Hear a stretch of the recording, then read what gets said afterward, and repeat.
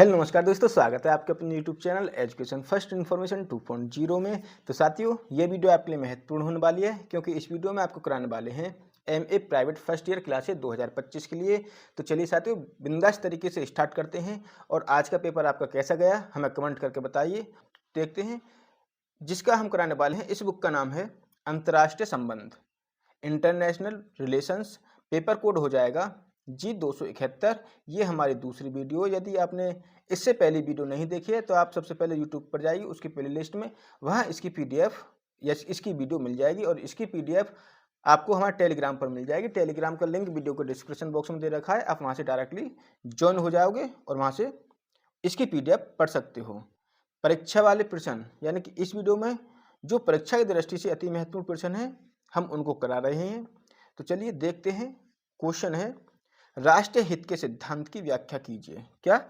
राष्ट्रीय हित के सिद्धांत की व्याख्या कीजिए अथवा राष्ट्रीय हित किसी भी राष्ट्र की विदेश नीति का एकमात्र निर्धारक तत्व है, इस कथन की समीक्षा कीजिए। अथवा राष्ट्रीय हित अंतर्राष्ट्रीय राजनीति का मूल आधार है, स्पष्ट कीजिए। अथवा राष्ट्रीय हित को परिभाषित कीजिए तथा राष्ट्रीय हित की अभिवृद्धि के साधनों की विवेचना कीजिए। तो साथियों, ये क्वेश्चन हो गए आपके 1, 2, 3, 4।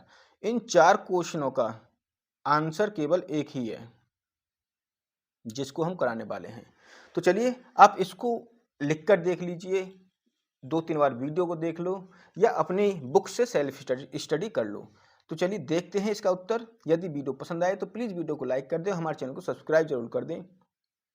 उत्तर देखते हैं इसका। राष्ट्रीय हित अंतर्राष्ट्रीय राजनीति की एक आधारभूत अवधारणा है।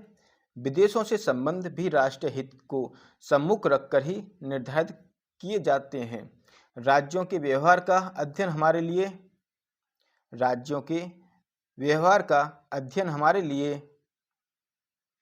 राष्ट्रीय हित की अवधारणा किसकी? राष्ट्रीय हित की अवधारणा के परिप्रेक्ष्य में आवश्यक हो जाता है। राष्ट्रीय हितों के उद्देश्यों को प्राप्त करना प्रत्येक राज्य का महत्वपूर्ण अधिकार है। प्रत्येक राज्य राष्ट्रीय हितों के आधार पर ही अपने कार्यों को उचित सिद्ध करने का प्रयत्न करता है। राष्ट्रीय हित का अर्थ, तो राष्ट्रीय हित का अर्थ क्या है उसको देखते हैं। राष्ट्रीय हित और अंतर्राष्ट्रीय हित में संघर्ष की स्थिति अंतर्राष्ट्रीय राजनीति के 2 महत्वपूर्ण तत्व हैं। इन दोनों तत्वों के मध्य संबंध की महत्वता इस तथ्य से व्यक्त होती है कि एक राष्ट्र का हित सदैव दूसरे राष्ट्र के हित से मेल नहीं खाता है और यही कारण है कि राष्ट्रों के मध्य परस्पर संघर्ष की स्थिति बनी रहती है। लॉर्ड पामर्स्टन ने ब्रिटिश संसद में कहा था, ना तो हमारा कोई स्थायी मित्र है और न ही शत्रु, केवल हमारे राष्ट्रीय हित ही स्थायी और उन्हें प्राप्त करना हमारा कर्तव्य है। यानी कि किसने कहा था? लॉर्ड पामर्स्टन ने कहा था, ना तो हमारा कोई स्थायी मित्र है और ना ही शत्रु, केवल हमारे राष्ट्रीय हित ही स्थायी हैं और इन्हें प्राप्त करना हमारा कर्तव्य है। इसी प्रकार A.T. मेहान ने लिखा है, राष्ट्रीय स्वार्थ न केवल वैधानिक बल्कि मौलिक कारण है। किसी राष्ट्र के नीति निर्धारण में राष्ट्रीय हित की अपेक्षा दूसरा हित सहायक नहीं हो सकता।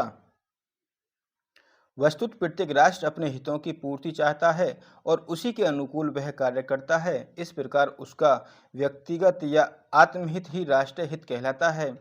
दूसरे शब्दों में, अंतर्राष्ट्रीय राजनीति में भाग लेने वाले सभी देश अपने कार्यों का संचालन जिस नीति तथा सिद्धांत के आधार पर करते हैं उसे राष्ट्रीय हित की संज्ञा प्रदान की जाती है। राष्ट्रीय हित एक बड़ा, लचीला तथा व्यापक शब्द है। प्रत्येक देश का राष्ट्रीय हित उसकी आवश्यकताओं के अनुसार पृथक पृथक प्रकार का होता है। वह भौगोलिक परिस्थितियों से निर्धारित होता है।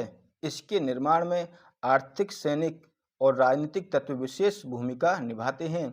इसके अतिरिक्त प्राचीन परंपराएं, आचार विचार, रीति रिवाज, धार्मिक, दार्शनिक विचारधाराओं की भी महत्वपूर्ण भूमिका होती है। तो देखते हैं आगे राष्ट्रीय हित की परिभाषाएं। क्या?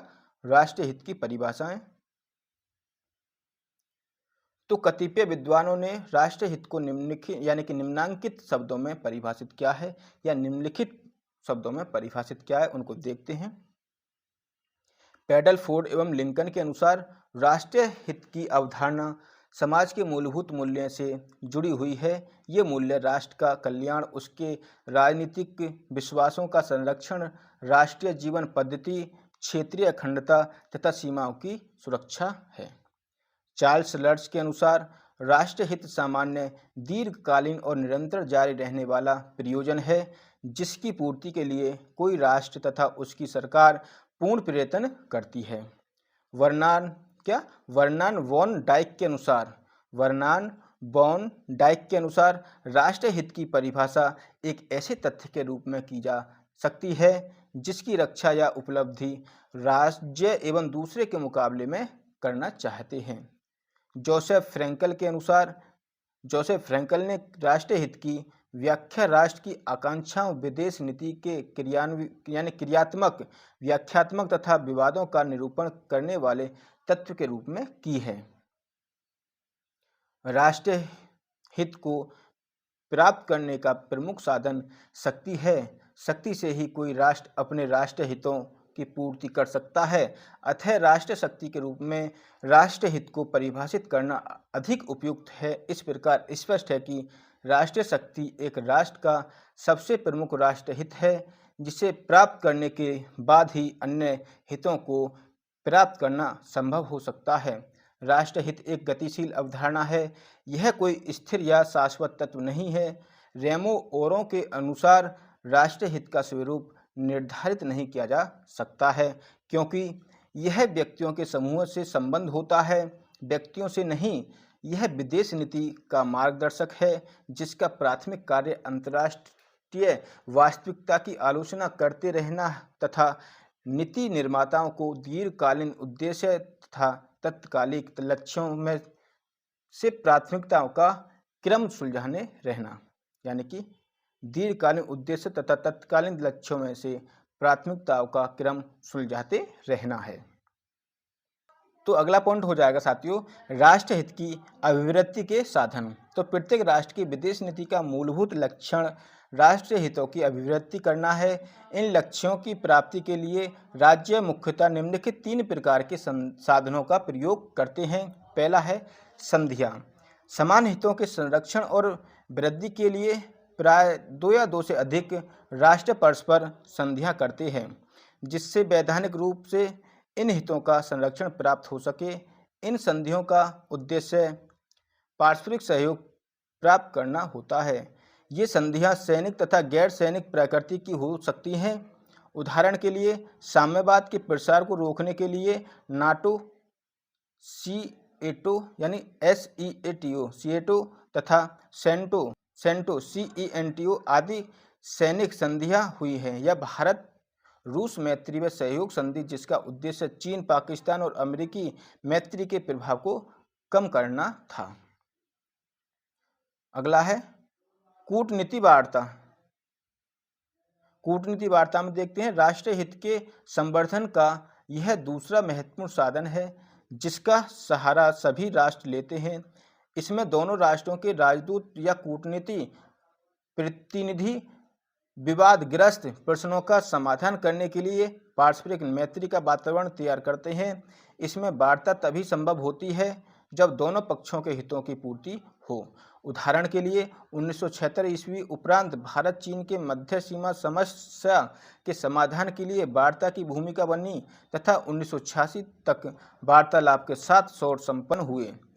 अनेक बार ऐसा भी होता है कि वार्तालाप के अनेक प्रयासों के बावजूद भी विवादास्पद प्रश्नों का समाधान नहीं होता तथा राष्ट्रों के मध्य युद्ध की तैयारी होती है। उदाहरणार्थ भारत और पाकिस्तान के बीच कश्मीर समस्या पर अनेक वार्ताएं एवं समझौते के बावजूद भी 3 सशस्त्र युद्ध हो चुके हैं। पश्चिमी एशिया के राष्ट्रों के मध्य भी ऐसा ही समस्याएं देखने को मिलती हैं, यानी कि पश्चिमी एशिया के राष्ट्रों के मध्य भी ऐसी ही समस्याएं देखने को मिलती हैं।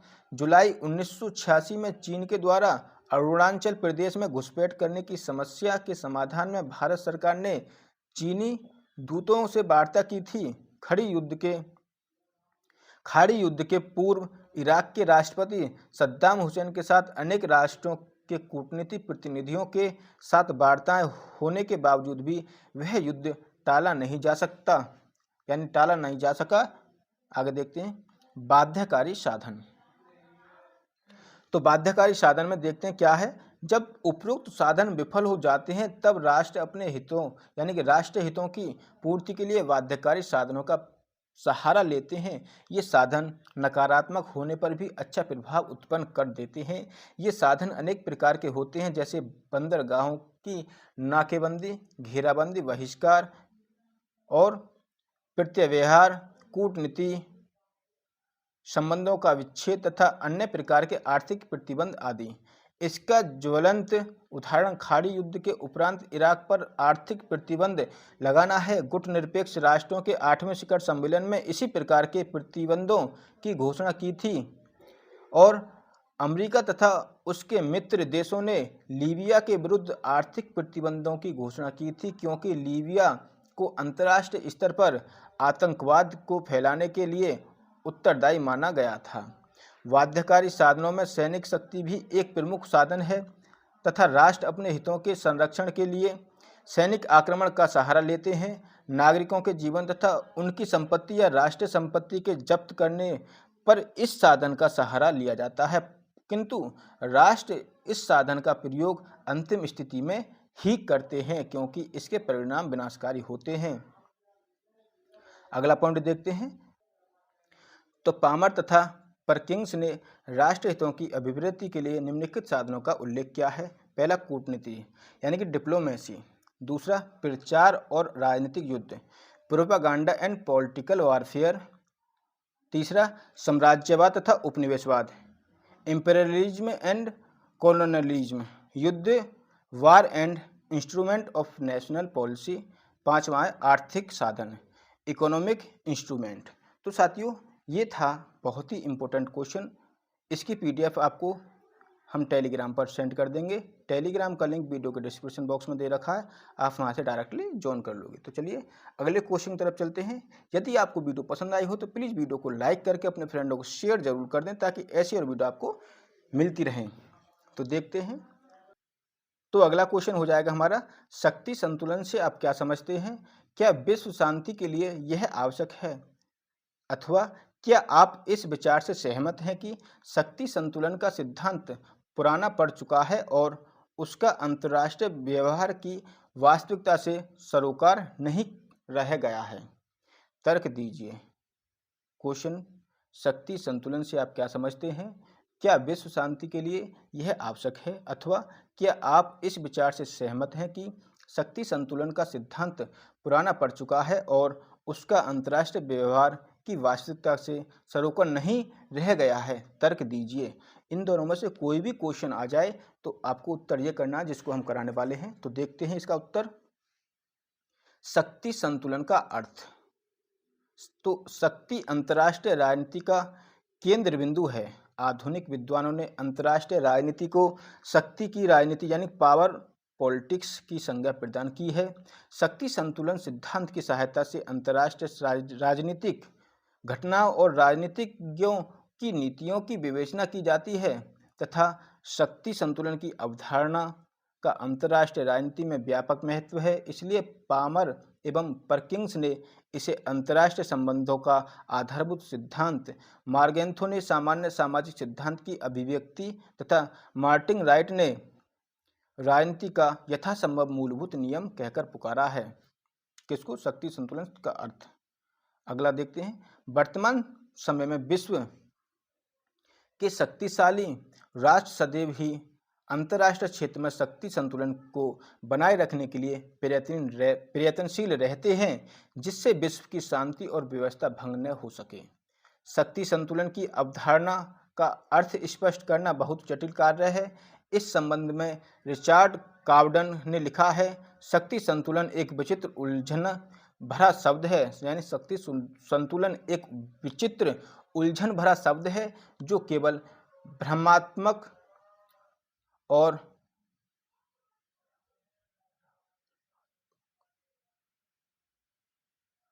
और मिथ्या सत्य ही नहीं वरन ऐसी अव्यक्त या अस्पष्ट व्यवस्था का परिचालक है जिसकी कभी स्थापना नहीं की जा सकती।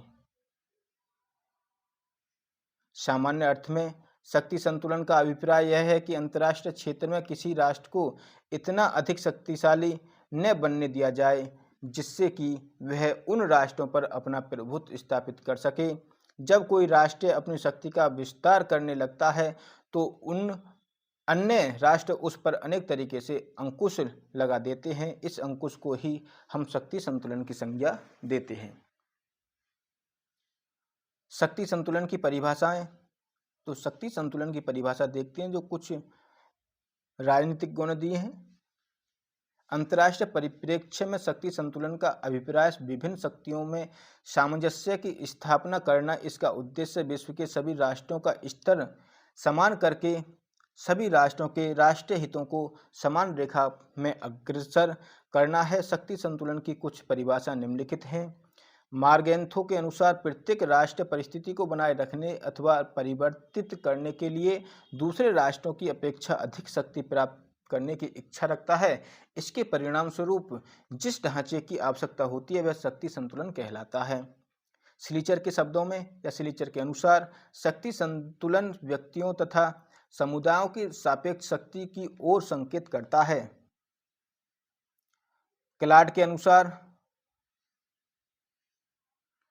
देखते हैं, क्लार्ड के अनुसार शक्ति संतुलन एक ऐसी अवस्था है जिसमें विभिन्न स्वतंत्र राष्ट्र अपने पारस्परिक संबंधों को बिना किसी महाशक्ति के हस्तक्षेप के स्वतंत्रता पूर्वक संचालित करते हैं। इस प्रकार यह एक विकेंद्रित व्यवस्था है जिसमें शक्ति व नीति निर्णायक इकाइयों के हाथ में रहती है। वर्तमान अंतर्राष्ट्रीय परिस्थिति में शक्ति संतुलन की सार्थकता या औचित्य के प्रश्न पर विद्वानों में मतभेद पाया जाता है। कुछ विद्वानों का मत है कि वर्तमान में ऐसी राजनीतिक परिस्थितियां उपलब्ध नहीं हैं जिनके अंतर्गत शक्ति संतुलन सिद्धांत को कार्यान्वित किया जा सके। इसके विपरीत कुछ विद्वान आज भी शक्ति संतुलन सिद्धांत की महत्वता को स्वीकार करते हैं। उनका मत है कि वर्तमान शक्ति पर आधारित अंतर्राष्ट्रीय समाज के लिए शक्ति संतुलन का सिद्धांत अनिवार्य है। मार्गेंथो ने लिखा है, शक्ति संतुलन और उसे कायम रखने का उद्देश्य लेकर चलने वाले नीतियां केवल अनिवार्य ही नहीं वरन संप्रभुता संपन्न राष्ट्रों के समाज में अपेक्षित स्थायित्व लाने वाले तत्व हैं। आगे देखते हैं। आर्गेन्स्की का मत है कि औद्योगिक के पश्चात शक्ति संतुलन का सिद्धांत पुराना हो चुका है और वर्तमान परिस्थिति में यह सिद्धांत लागू नहीं होता। इस मत के विरुद्ध मार्गेंथो का कहना है, अंतर्राष्ट्रीय शक्ति संतुलन के अस्थायित्व का कारण यह नहीं है कि सिद्धांत की दोषपूर्ण है वरन इसके अस्थायित्व के लिए परिस्थितियां भी उत्तरदायी हैं जिनके अंतर्गत संपूर्ण संप्रभुता संपन्न राष्ट्रों के समाज में इस सिद्धांत को लागू किया जाता है। पामर एवं परकिंस ने उन परिस्थितियों का उल्लेख किया है जो शक्ति संतुलन सिद्धांत के अस्थायित्व के लिए उत्तरदायी हैं। जब यूरोप के समान शक्ति रखने वाले अनेक राज्य थे उस समय शक्ति संतुलन का सिद्धांत सफलतापूर्वक लागू होता था, परंतु द्वितीय विश्व युद्ध के बाद केवल महाशक्तियों के अस्तित्व में रहने के कारण परिस्थितियां शक्ति संतुलन के लिए अनुकूल नहीं रह गई हैं। वर्तमान अंतर्राष्ट्रीय स्थिति ऐसी बनी हुई है कि इस सिद्धांत की महत्वता नगण्य हो गई है। आगे देखते हैं।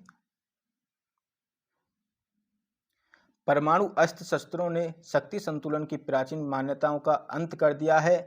आधुनिक युद्धों के विनाशकारी स्वरूप को देखकर कोई भी राष्ट्र शक्ति संतुलन ठीक करने के लिए तीसरे विश्व युद्ध को आरंभ करने का साहस नहीं कर सकता है। राष्ट्रवाद और विचारधारा के बढ़ते महत्व ने भी शक्ति संतुलन के क्रियान्वयन को कठिन बना दिया है।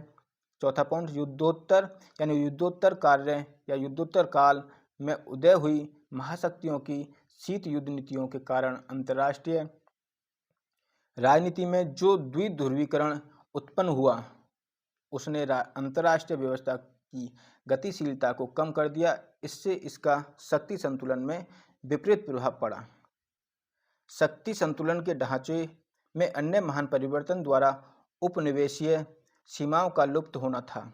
उपनिवेशों तथा साम्राज्यों की समाप्ति से शक्ति संतुलन की प्रभावकारिता कम हो गई।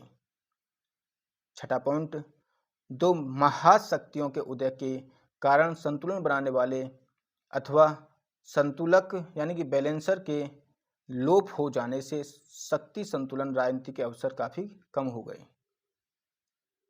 सातवां पॉइंट, प्रचार तथा राजनीतिक युद्ध की महत्वपूर्ण भूमिकाओं ने भी शक्ति संतुलन के सिद्धांत के महत्व को कम कर दिया है। वर्तमान में हम देखते हैं कि महाशक्तियां दिन प्रतिदिन अधिक शक्तिशाली हो रही हैं, जबकि छोटे राज्य अपेक्षाकृत कमजोर होते जा रहे हैं। अतः राष्ट्रों की शक्ति में बढ़ते अंतर ने भी शक्ति संतुलन की उपयोगिता को शून्य कर दिया है। सामूहिक सुरक्षा तथा संयुक्त राष्ट्र संघ जैसे अंतर्राष्ट्रीय संगठनों के बढ़ते महत्व ने शक्ति संतुलन सिद्धांत को प्रभावहीन बना दिया है। आणविक प्रतिरोध के युद्ध के परंपरागत यानी कि आणविक प्रतिरोध के युद्ध में परंपरागत शक्ति संतुलन अव्यवहारिक हो गया है, परंतु शक्ति ने एक नए प्रकार के आतंक के संतुलन को जन्म दिया है। इसने अब शक्ति संतुलन के सिद्धांत का स्थान ले लिया है। यदि एक परमाणु शक्ति संपन्न राष्ट्र दूसरे परमाणु शक्ति संपन्न राष्ट्र पर आक्रमण करता है तो बदले में दूसरा राष्ट्र भी परमाणु हथियार का प्रयोग करेगा। दोनों ही राष्ट्रों को युद्ध के परिणामों को भुगतना पड़ेगा। अतः एक राष्ट्र दूसरे राष्ट्र पर आक्रमण करने का साहस नहीं करेगा। इस आतंक के संतुलन के कारण परमाणु शक्ति संपन्न एक राष्ट्र यानी कि एक राष्ट्र एक दूसरे पर आक्रमण करने से डरते हैं। वर्तमान अंतर्राष्ट्रीय राजनीति में शक्ति संतुलन का स्थान शक्ति के लिए दौड़ ने ले लिया गया है। सभी राष्ट्रों में हथियार को एकत्र करने की होड़ लगी है तथा प्रत्येक राष्ट्र अत्याधुनिक हथियार प्राप्त करना चाहता है। परमाणु अस्त्र भी प्राप्त करने चाहते हैं।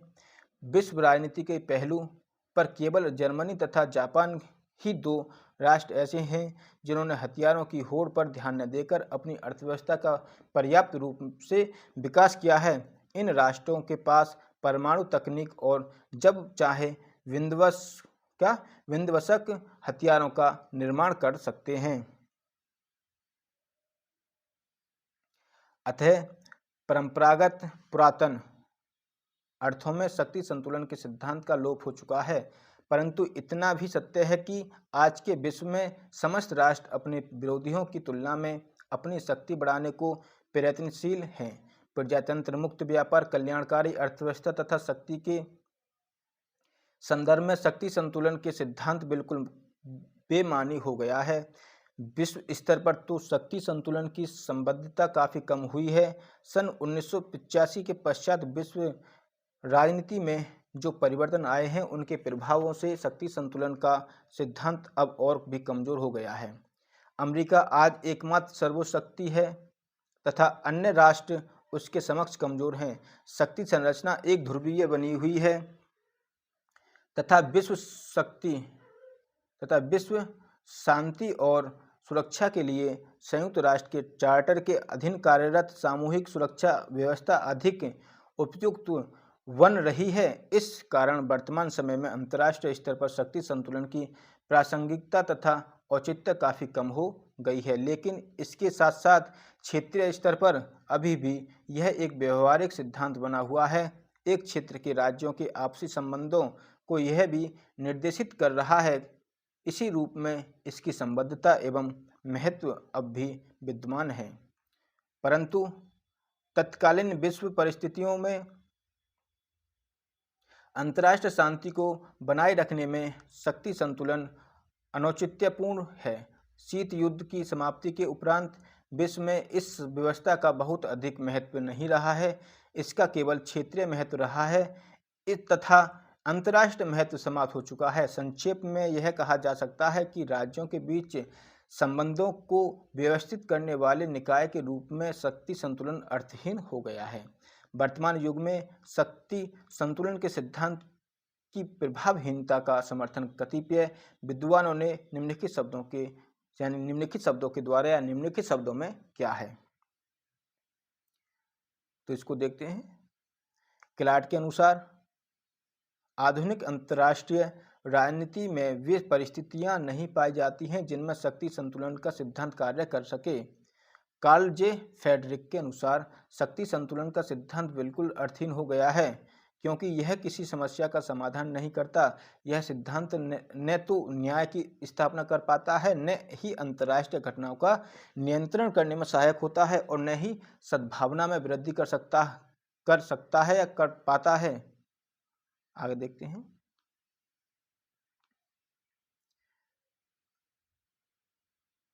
कार्ल्टन के अनुसार यदि एक वाक्य में इस विवादास्पद प्रश्न का उत्तर देना पड़े कि अंतर्राष्ट्रीय राजनीति किन आधारों पर संचालित होती रही है, तो सबसे संतोषजनक उत्तर यह है कि राष्ट्रीय राज्यों के उदय के बाद से आज तक राष्ट्रवाद और राष्ट्रीय शक्ति संतुलन ही मुख्य तत्व रहे हैं। परंतु इस ऐतिहासिक सत्य से अब भ्रमित नहीं होना चाहिए, क्योंकि 20वीं शताब्दी के उत्तरार्ध में अंतर्राष्ट्रीय राजनीति के मूल आधार ही परिवर्तित हो रहे हैं। मार्गेंथो के अनुसार शक्ति संतुलन के पलड़े कभी भी यथावत संतुलित नहीं होंगे, न समानता का सही बिंदु पहचानने योग्य होता है, न उसके पहचानने की आवश्यकता ही है। आर्गेंस्की के अनुसार हमें शक्ति संतुलन के सिद्धांत को स्वीकार कर देना चाहिए। इसके विचार स्पष्ट हैं कि ये तर्क के आधार पर सही नहीं उतरते हैं और उनमें विरोधाभास पाया जाता है। ऐतिहासिक घटनाओं द्वारा इनकी पुष्टि नहीं होती है। आगे देखते हैं। रिचर्ड कावडन के अनुसार शक्ति संतुलन का सिद्धांत केवल एक असंभव कल्पना मात्र है, राजनीतिज्ञों के मस्तिष्क की उपज है, एक सांस में बोले जाने वाले शब्दों का योग है। इसके अक्षर हैं जो कुछ आवाज करते हैं किंतु उनका कोई अर्थ नहीं होता है। तो साथियों, ये 2 क्वेश्चन हमने इसमें करा दिए हैं। यदि आपको वीडियो पसंद आई हो तो प्लीज़ वीडियो को लाइक करके अपने फ्रेंडों को शेयर कर दें, ताकि ऐसे वीडियो आपको मिलती रहे। चलिए यहीं तक। जय हिंद साथियों।